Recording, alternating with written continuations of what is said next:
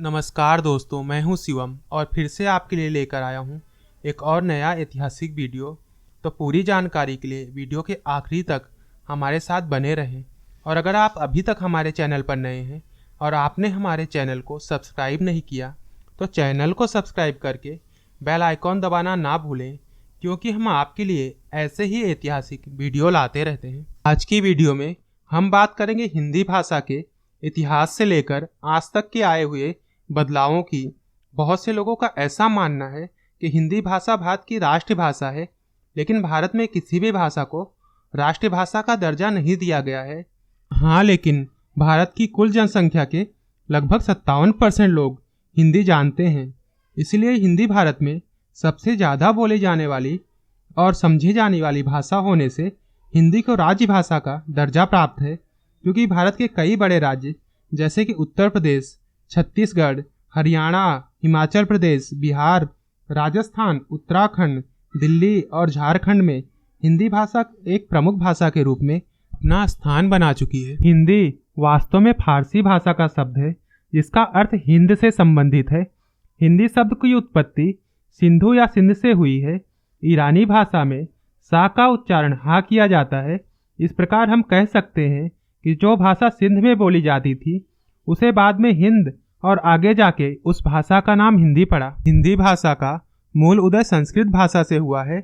सबसे पहले 1000 ईस्वी में सिंधु घाटी में रहने वाले आर्यों ने इसे बोलना और साहित्य लेखन के लिए इसका इस्तेमाल शुरू किया, और बाद में ईरानी व्यापारियों के साथ व्यापार चालू होने से उन्होंने इस भाषा को सिंधी और बाद में हिंदी का नाम दिया। हिंदी देवनागरी भाषा में लिखी जाती है।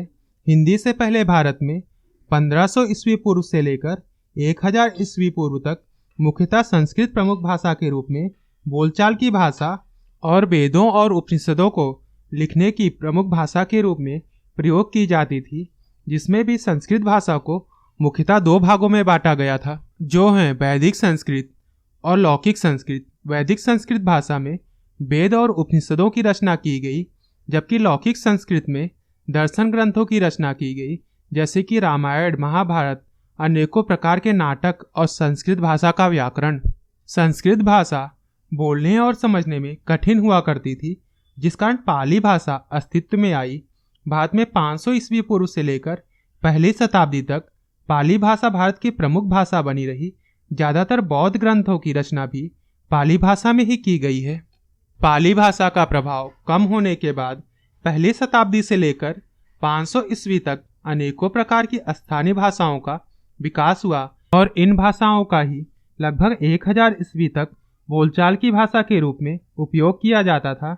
इसमें मुख्यतः शोरसैनी, वैशाखी, प्राचंड, खस, मराठी, मगधी और अर्धमगधी जैसी प्रादेशिक भाषाओं का समावेश होता था। और इन सब भाषाओं से मिलकर और संस्कृत भाषा से प्रेरित होकर 1000 ईस्वी में हिंदी भाषा अस्तित्व में आई, ऐसा माना जाता है। हिंदी भाषा के अनेकों उप प्रकार भी हैं, जिसे कि हम बोलियों के नाम से जानते हैं, जिसमें कि अवधी, ब्रज भाषा और भोजपुरी प्रमुख हैं।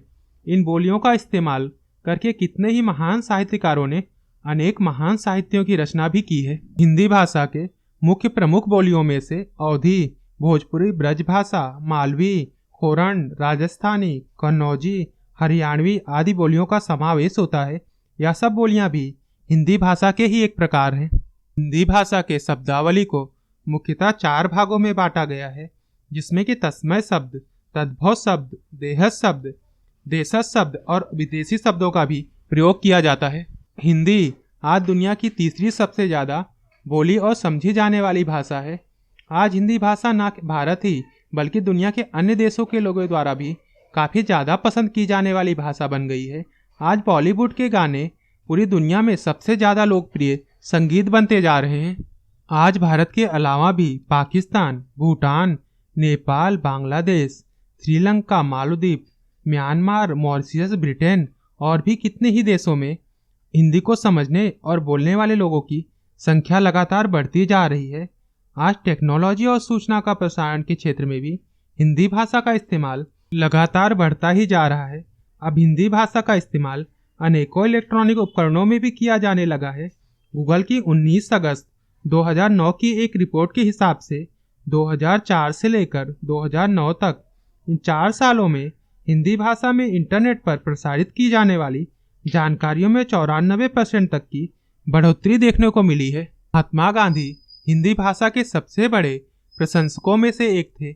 उनका ऐसा मानना था कि हिंदी भाषा ही भारत की आम जनमानस की भाषा है, जिसे हर एक भारतीय को एक सूत्र में जोड़ने की ताकत रखती है।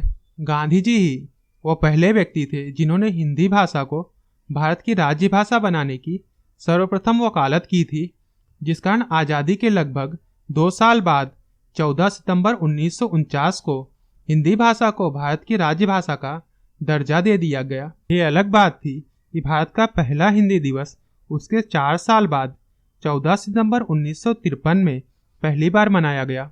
सबके बाद भी जब भारत से अंग्रेजी भाषा को आधिकारिक भाषा के रूप से हटाने की बात की गई तो भारत के कुछ हिस्सों में विरोध प्रदर्शन हुए, जिन विरोध प्रदर्शनों ने दक्षिण भारत में काफ़ी ज़्यादा हिंसक रूप ले लिया और तमिलनाडु में जनवरी 1965 में दंगों ने काफ़ी ज़्यादा हिंसक रूप ले लिया था, जिस कारण केंद्र सरकार ने संविधान में हिंदी के साथ साथ अंग्रेजी को भी आधिकारिक भाषा बनाए रखने का प्रस्ताव पास किया और उसके साथ ही संविधान में 8वीं अनुसूची में अन्य 22 प्रांतीय भाषाओं का भी समावेश कर दिया गया।